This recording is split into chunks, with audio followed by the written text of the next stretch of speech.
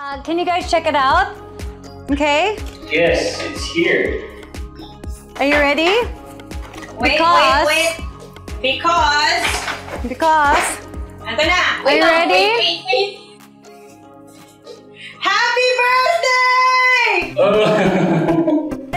Yay!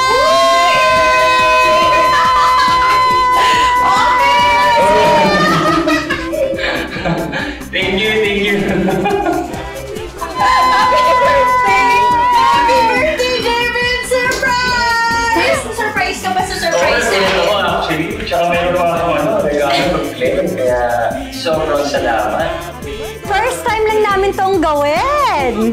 Yeah! To be a surprise na guest dito sa Mars Pabor! Happy birthday, David! Happy birthday! Thank you so much. Kaya ako na naka-ready, O, diba? Para sa birthday mo, oo talaga. Hindi lang dahil Pasko. Actually, talaga ni Mars. Correct. Totoo Para yan. sa'yo. Ganun ba? Thank you. Pero sana hindi ko nalagyan ng confetti ang aking pika box, no? Ako nga, Mars, pagkaputok na realize ko, okay, nagkalat ako dito sa kwarto. Okay, game! So, maglilinis din ako later. Sabi ko, first time namin tong gawin at malamang ito na rin ang last. Charot. David! So, ito na. Ano ba ang birthday wish mo this year?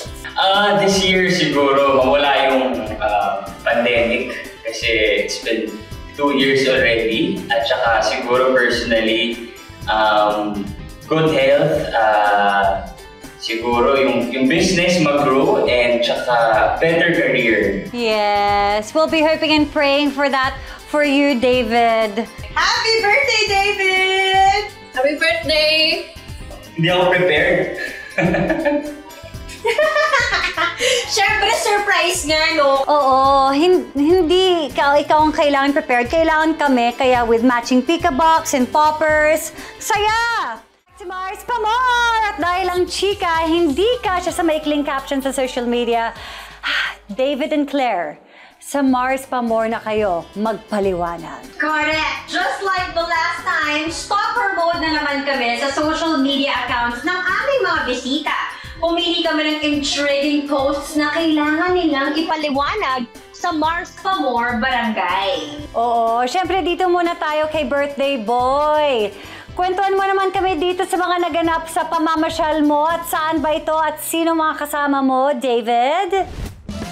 Ito, sa Sydney. Di ba taga dito ka, Iya? Oo, sa Opera House. Oo, yan, sa Sydney yun. Oo. Tapos ito naman sa San Francisco. So parang kasama ko yung family ko dito, nag-tour around kami.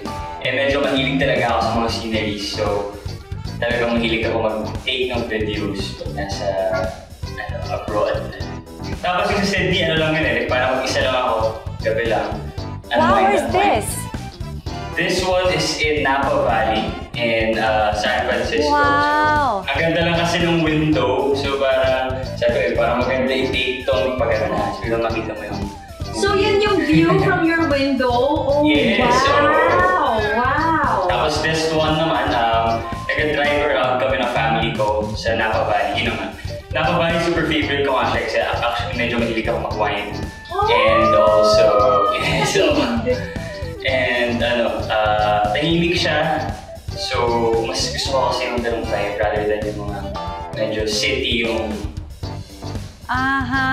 Okay. Mas hilig ako sa laid back. Parang ganun yung personality ko eh. This one naman is in San Francisco. Yeah. So, konting takit lang ang konti. When was this? 2019. Okay. Yeah. What was your last travel bago nagka-pandemya? My last travel was December 2019. Kasi yung family ko, parang naging tradition na lang na every Christmas sa Hong Kong kami nag-spend ng holidays. Until New Year na yun? Usually parang December 23 to December 26. Parang 4 days, 3 nights lang. Hong Kong, tapos sa Macau. Parang puro kain, shopping, tapos... Sarap! Oo, nakakamiss. So you must miss traveling so much. Sobra nakamiss. Oh, so saan mo balak pumunta the moment na pwede nang lumipad? Actually, ngayon, as in kahit malapit na, kahit nga ng Hong Kong or like Singapore, okay na ako eh. Pero siguro before, nung wala pang pandemic, parang gusto ko mag-Europe kasi I've never been there.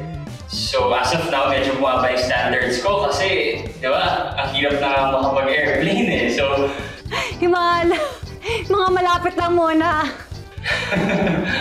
oo, kahit nga Baguio, masaya na ako. Oo, ang goal lang is to be able to live. Diba? Yun lang naman, makapasya lang. Kahit saan hindi na tayo choosy, totoo naman. Hindi na talaga choosy, oh. So okay na ako sa, kahit ka lang local, okay na sa akin eh. Kahit Boracay or Palawan.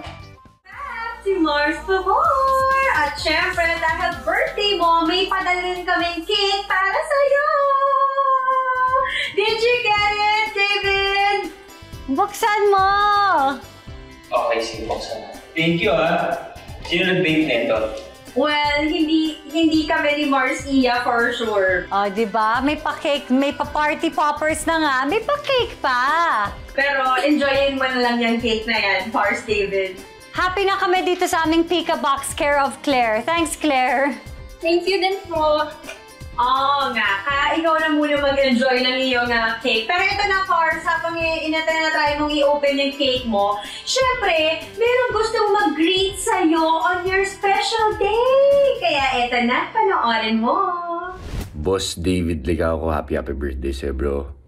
At gusto ko lang sabihin sa'yo na sobrang happy ako na natupad mo na ang pangarap mo na makatrabaho si Miss Julie Ann San Jose. At ayan, syempre ingat ka lagi, boss. And sobrang proud ako sa'yo. Nakita ko yung improvement mo sa lahat ng bagay. Wow! Ang sweet naman ni Ruru. Oh, so what was that? Was it really something that you've been wanting to happen sa iyo na makatrabaho si Julie Ann? Yeah, actually kasi, when I started showbiz, I was asked sa interview kung sino yung gusto kong maging leading lady in the future. And then, ang sinabi ko that time was Julie Ann San Jose. Kasi back in high school, napanood ko yung mga videos niya sa Facebook. So parang, parang, alam mo yun, kahit she's pretty pero, alam mo yun, parang galing yung mag-rap. Pero kasi siyang video na nag-rap siya. It's parang medyo nag-trending yun sa, way back. She is extremely talented. Hindi pwedeng hindi mo siya panonoorin. Totoo, na-experience ko nga yun eh. As in na, ako parang, wow, grabe. Parang, sobrang shock ko nung napanood ko siyang kumanta dun sa taping ng Heartful Cafe. So, asaan na ba ang friendship niyo ni Julie Ann? Ayun na, diretsuhin na natin. Well, si Julie Ann, nakausap ko siya, nakatext ko siya regularly na ako. Parang kinakamusta ko lang. Kasi ngayon, Nililigawan mo siya? Nag-aano kami, kumustahan. Kasi at this point, I think kakagaling lang din niya sa relationship. So, I respect that. And ako rin naman, kakagaling ko lang din sa relationship. So, as of now, I want to focus on my career. And I'm sure, ganoon din siya. Kaya, siguro, next time. Chill muna for now, no? Medyo mahirap mag-focus sa career mo kasi yung career mo, ang nilalaman niyan, syempre, si Julie. At least inspired siya dahil sa katrabaho niya, Mars. Okay na yun. O di mas gagalingan niya ngayon. O. Tama. Parang napagdaanan niya yun, Parang alam na yun, Take it from your ates. Take it from your ates. Take it from your Ay, nako. Okay.